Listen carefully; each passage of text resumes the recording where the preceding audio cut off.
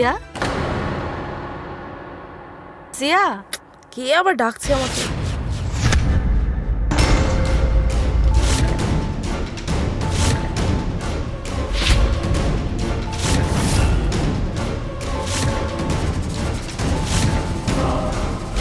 নিজেকে সামলা রুহি, নিজেকে সামলা। এটা কি করছিস তুই? গেল, সব শেষ হয়ে গেল। ও গড।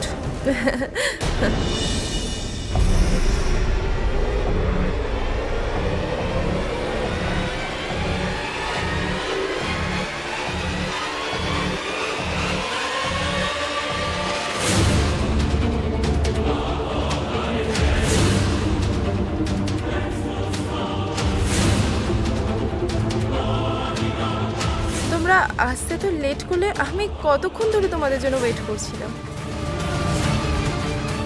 আরে মা তোকে কঙ্কন, কঙ্কন এনেছে? আমার জন্য এনেছে?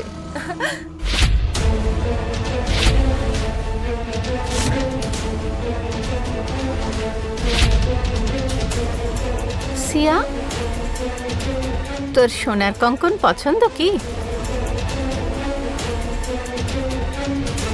বৌদি, ওর পছন্দের কথা বাদ দাও।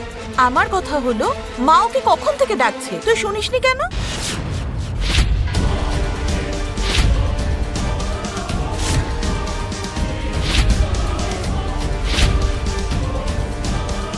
আসলে কি হয়েছে না আন্টি, সিয়া নাম ধরে ডাকছিলেন না, এই জন্য আমি জানতে পারিনি। তাহলে এবার থেকে এই ডাকটা শোনার অভ্যেস করে নে, কারণ এটাই হচ্ছে তোর পরিচয়।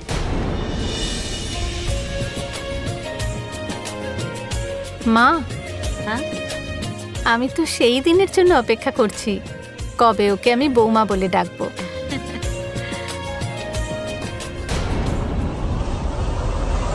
কিন্তু তুমি তো ঠাকুমাকে বলেছিলে যে আমি ফিরে এলে তুমি আমাকে বিয়ে করবে। ওটা একটা ভুল ছিল, কারণ আমি এখন বিয়ের জন্য প্রস্তুত নই। আমিও সেটাই চাই, কিন্তু রাম চায় না আন্টি। কেন? হ্যাঁ মা, তুই চল তো, চল চল।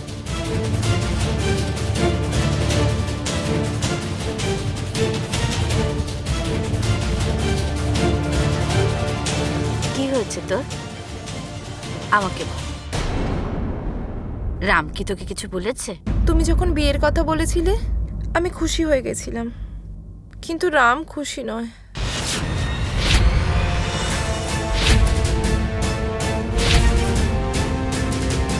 ও আমাকে বিয়ে করার জন্য রেডি নয় বলছে।